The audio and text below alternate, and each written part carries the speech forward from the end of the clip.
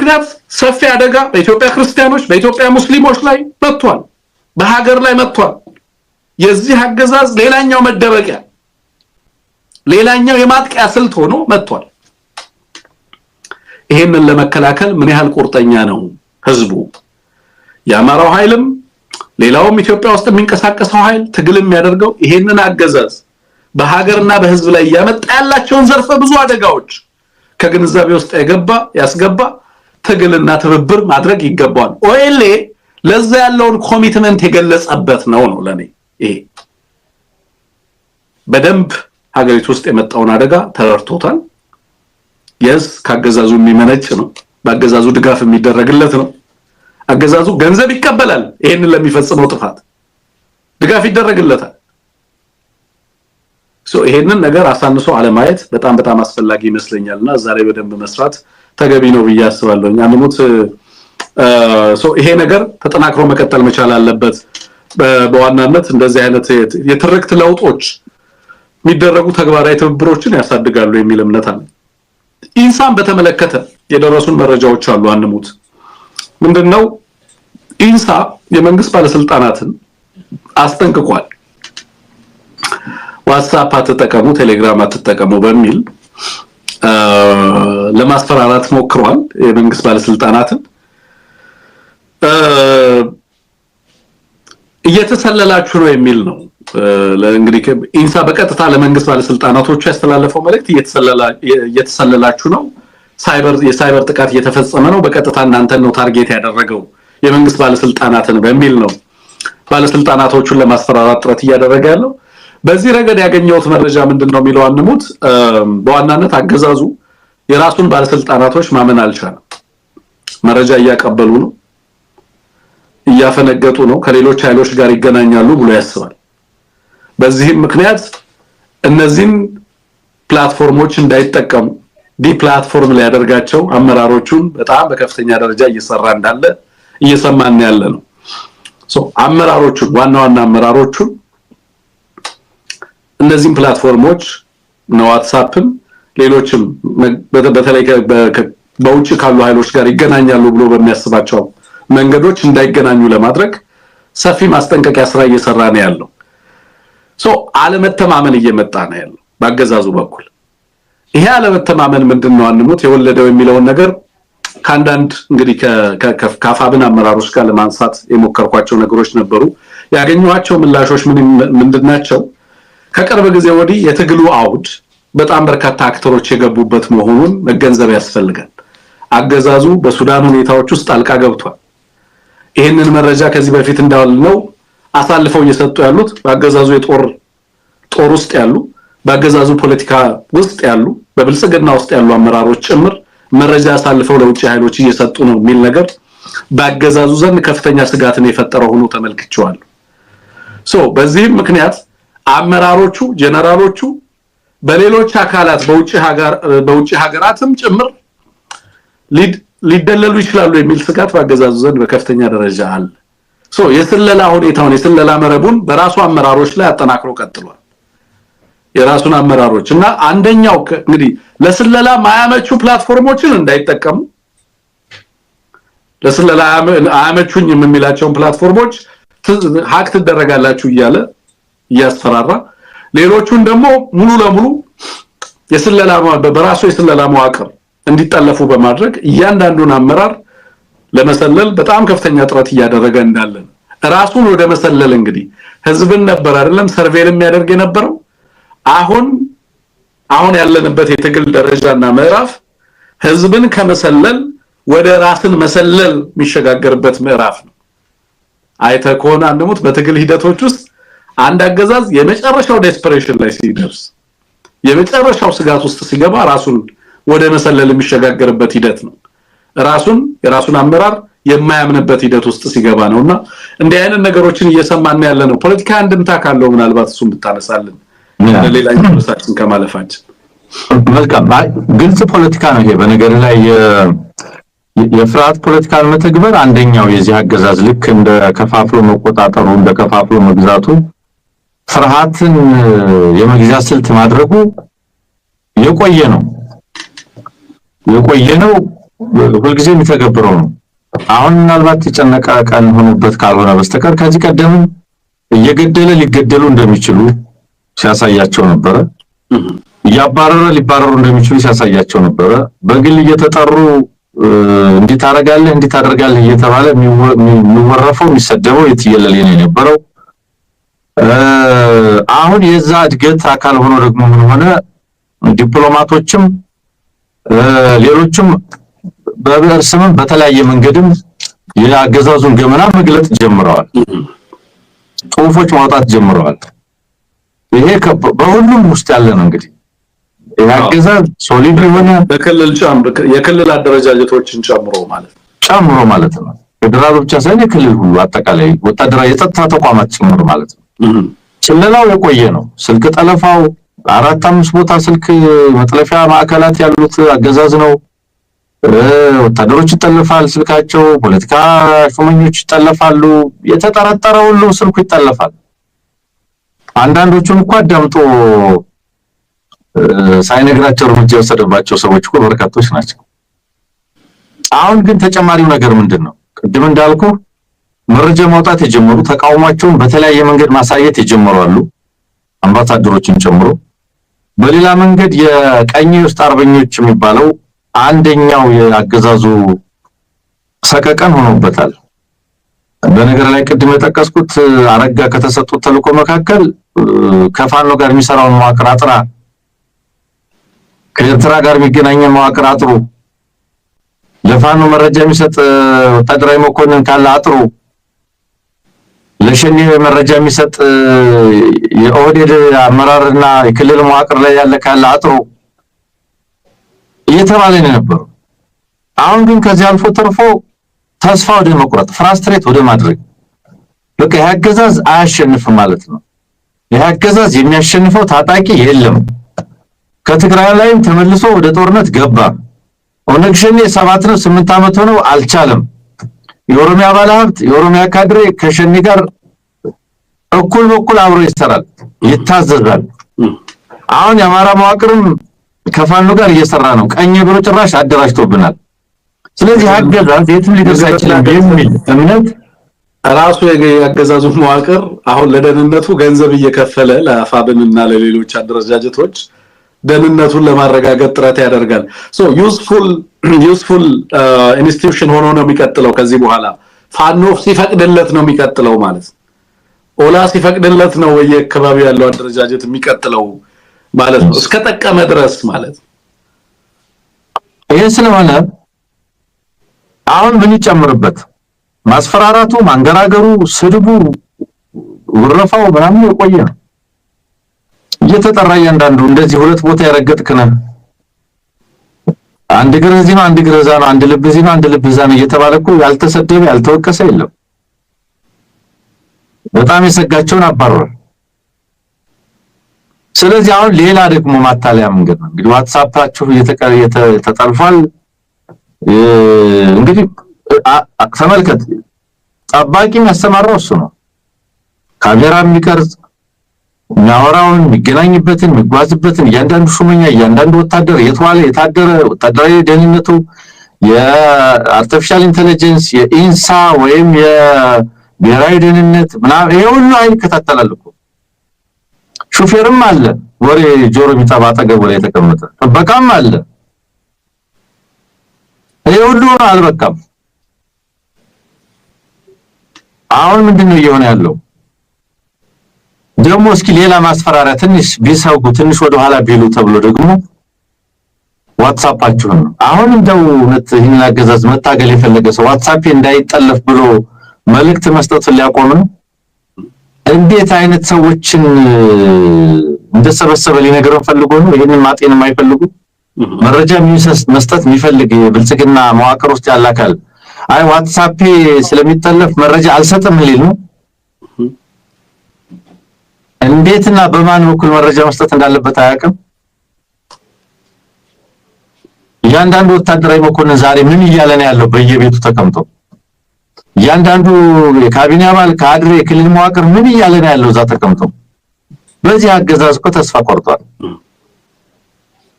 ስለዚህ እችን በማስፈራራት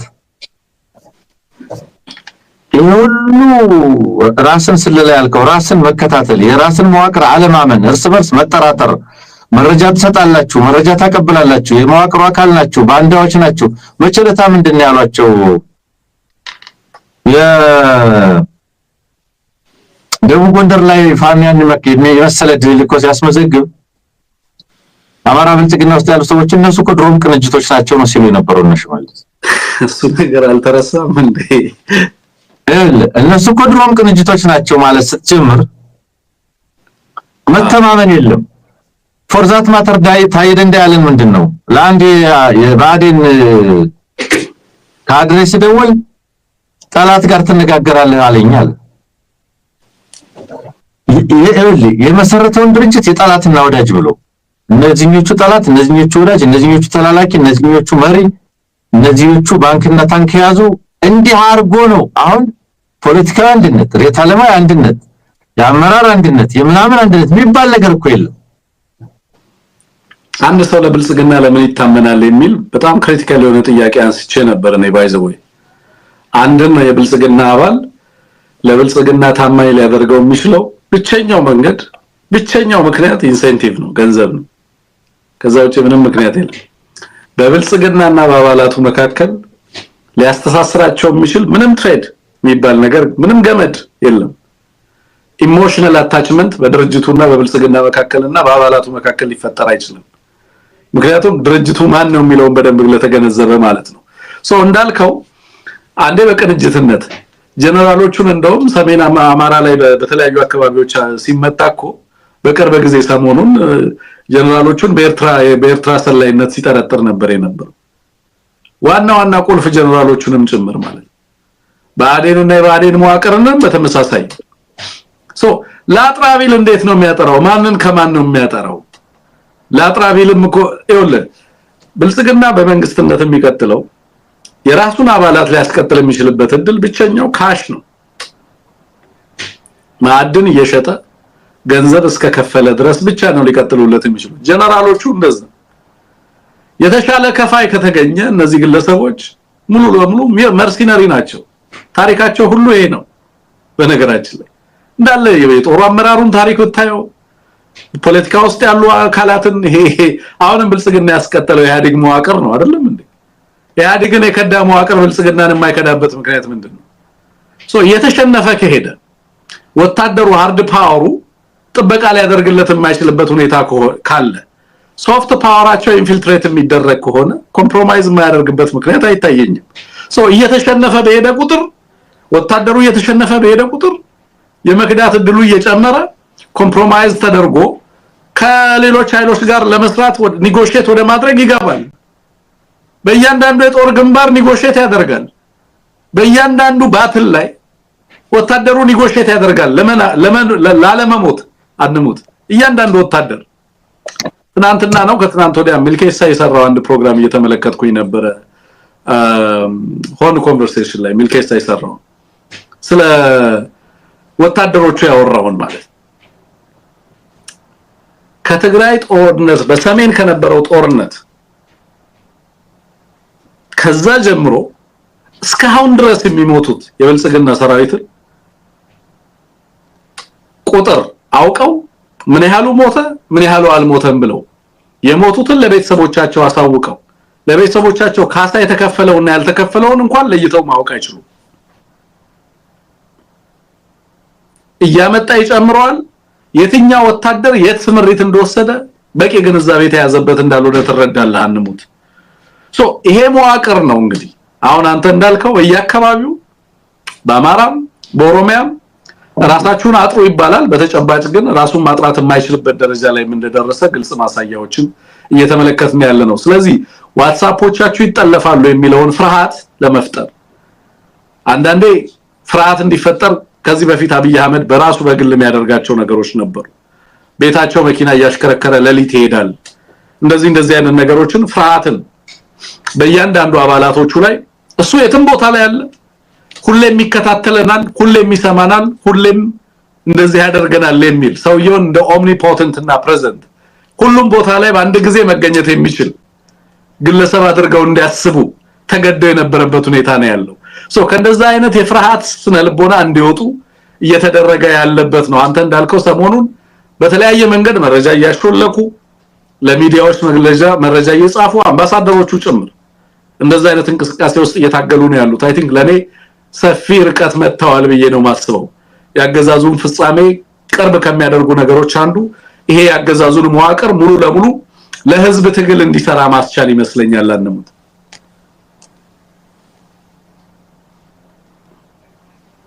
ያ ትክክል ያ የሱዳንን ጉዳይ እናንሳ። እንደመጨረሻ ባህር ዳርና ሶሳን መጥፎ ሁኔታ ውስጥ እንደ ይሄ አገዛዝ ከአዲስ አበባ ሆኖ አይደለም ድሮኖችን የሚተኩሰው። ሱዳን ላይ የሚተኩሰው ከባህር ዳር ነው። ሚሳኤሉ ከመጣም ባህር ዳርን ያውድም እንጂ ሌሎች ቦታዎችን እንዳይወድም አይፈልግም። አሶሳ ላይ ነው ከአሶሳ ነው ድሮን እያስነሳ ሱዳን ላይ እንዲተኮስ የሚያደርገው። ለኢሳሬፍ ድጋፍ ያደርጋል። አሁን ባለ መረጃ መሰረት ሱዳኖችም ትላንትና ከትላንት ወዲያ ያወጡት መግለጫ እሱ ነው። እነዚህ ሁለት ከተሞች አንሙት አረቦችም ጭምር ሆነው የድሮን ሜካኒኮች እዛ ሆነው በሱዳን ላይ በሚደረገው ጦርነት ላይ አማራ ላይ ደብረታቦር ላይ 24 ጊዜ ድሮን የሚተኩሱት ከነዚህ ከተሞች ላይ የተነሱም ጭምር ነውና እንደው ምን አይነት አደጋ ሊያመጣ ይችላል በእነዚህ ከተሞች ላይ?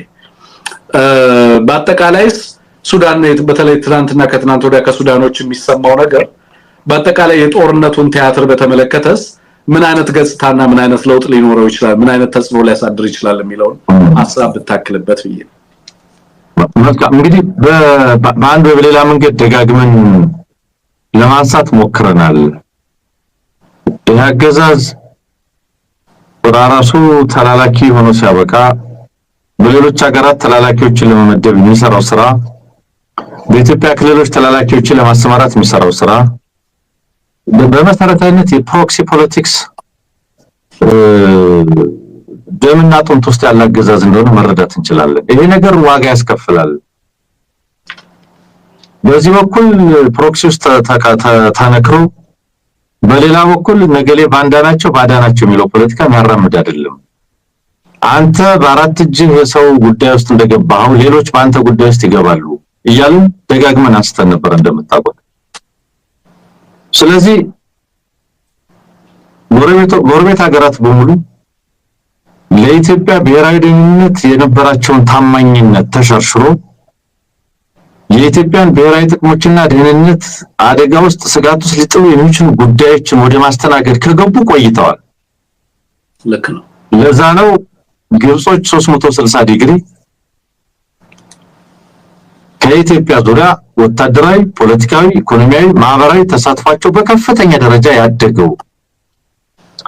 ከጎረቤት ሀገራት ጋር ያለን ግንኙነት በወንድማማችነት በእህትማማችነት ጣልቃ ባለመግባት በገለልተኝነት ነገር ግን መተማመኛ በመሆን ስሜት መሆን አለበት። የፉክክርና የወገንተኝነት ፖለቲካ አያስኬድም፣ ኢትዮጵያን ይጎዳታል፣ ኢትዮጵያን ሕዝብ ይጎዳል እያልን ደጋግመን አንስተናል። አብይ አህመድ በሱዳን ጉዳይ ውስጥ ገብቶ ተላልኮ ለተላላኪ ስምሪቱ ሲገባ አርኤስኤፍን ወደ ማስታጠቅ ወደ ማገዝ ሲገባ ይሄ ጉዳይ መልከ ብዙ ሪፐርከሽንስ መልከ ብዙ ግብረ መልሶች ሊሰጡት እንደሚችሉ ሐሳብ ሰጥተናል። ለምን ታማኝነቱና ያጣው ኢትዮጵያ ዳርፉር ላይ የታመነች፣ አብዬ ግዛት ላይ የታመነች፣ ሞቃዲሾ ላይ የታመነች፣ ጅቡቲ ላይ የታመነች፣ በናይሮቢ የታመነች፣ በደቡብ ሱዳናውያን የታመነች የነበረች ሀገር ዛሬ የምትሰጋና የምትጠረጠር እንድትሆን ያደረገው የዚህ አገዛዝ ፌለር ነው። ይሄንን ፌለሩን ቀጠናዊ ሚናን የመወጣት ቀጠናዊ ተሳትፎን የማየት እና ዝም ብሎ ያለመመልከት የፖለቲካ ትግል ስልት አድርጎ ያቀርበዋል። ይሄ አይደለም ኢትዮጵያ የምትታወቀውና የምትታመን የነበረው ስላልተሳተፈች አይደለም። ደቡብ ሱዳን ያደረገችው፣ አብዬ ላይ ሰላም ያስከበረችው፣ ዳርፉር ላይ ሰላም ያስከበረችው፣ ሞቃዲሾ ላይ ሰላም ያስከበረችው ቀጠናዊ ሚና ስላልነበራት አይደለም። የሰላም ኃይል ነች፣ የልማት ኃይል ነች፣ አጋር ነች፣ አንሰጋትም አንጠረጥራትም የምትባልበት የገለልተኛነት ግን የመልካም ጉርብትናን ፖሊሲ ታራመድ ስለነበረ ነው። ዛሬ አርኤስኤፍን ስታስታጥቅ ግዴለም ነገ የአንተን ውስጥ ታጋዮች የሚያስታጥቅ ከጎረቤት ሀገር ይመጣል። ዛሬ ብርጌድ ንሓመዱ ስታስታጥቅ የቀይ ባህር አፋር ብለህ ስታስታጥቅ ግዴለም ነገ ደግሞ ከዛም አካባቢ ይሄን የማይፈልግ መጥቶ ወደ ማስታጠቅ ወደ መደገፍ ይገባል። ሶማሊያ ውስጥ ገብተህ በክልሎችና በከተሞች መካከል ሌላ ጎሳዎች መካከል ገብተህ ስታቦካ ነገ ሌላ ጣጣ ይመጣል። ወገንተኛ በመሆን አይደለም ዘላቂ ጥቅምን ማስከበር የሚቻለው ያል ስንከራከር ስንጨቃጨቅ ነው ነበር። ስለዚህ የሱዳን መንግስት በግልጽ ክስ አቅርቧል። የአብይ አህመድ አገዛዝ ከኢትዮጵያ ግዛት እየተነሳ ሱዳንን የሚያጠቃ የድሮን የሰው አልባ አውሮፕላን ጥቃቶች እየደረሱብኝ ነው፣ የኢትዮጵያ አገዛዝ በጠላትነት ተሰልፏል እያለ ነው። እኛ ከሱዳን ህዝብ ጋር ዘላቂ ጥቅም ነው ያለን። ኢትዮጵያ ከሱዳን ጋር በመፎካከር በመበሻሸቅ ብዙ ነገር በመባባል ምንም አናተርፍም። ያውም ጦርነት አዙሪት ከሞት አዙሪት መውጣት ያልቻለ ቀጠናና ህዝብ ነው።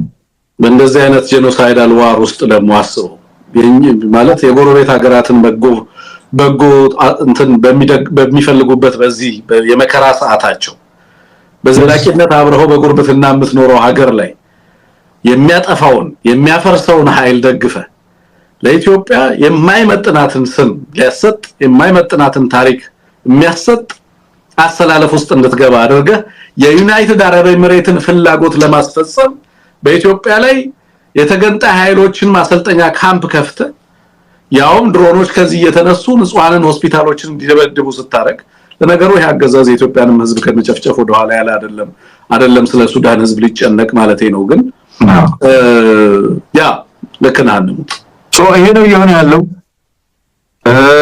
ተከሷል። ቀጥሎ ምን ሊመጣ ይችላል? እንደ ህዝብ እኛ ግን ማመን ያለብንና ምናምነው የሱዳን ህዝብ ዘላቂ ጎረቤታችን ነው። አልቡርሃን መጣ፣ አብይ አህመድ ሄደ፣ እነዚህ ሰዎች መለስም ሄዶ አልበሽርም ሄዶ ቀጥሏል። ጉርብትናችንና አብሮነታችን በክፉ ቀንም መስተደጃ ያደረግነው ከአንዳችን ወደ ሌላችን ነው። ስልጣን ላይ ካለው አገዛዝ በላይ የሆነ ዘላቂ ጉርብትና ነው ያለን። ስለዚህ ይሄ ባላንጣነት የደመኛነት ፖለቲካ የትም እንደማያደርስ ሱዳንንም ከፍጅት ኢትዮጵያንም ከፍጅት ኤርትራንም ከፍጅት ሌላውንም ከየትም እንዳላዳነ በማወቅ ይሄንን ነገር እንደ ህዝብ ነው ማለት አለብን። ለምን ዘላቂ ህዝብ ዘላቂ ነው።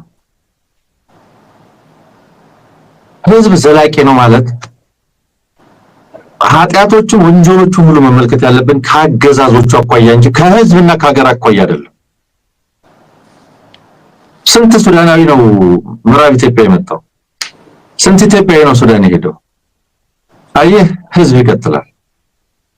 አሁን ይሄ የተገባበት ነገር ቀጥሎ ምን ሊያመጣ ይችላል? ይሄ ክስ ዝም ብሎ ክስ አይደለም። ወይ መጀመሪያ ስቴፕ እንበለው ወይ የሆነ ስቴፕ ቅድመ ሁኔታ እንበለው።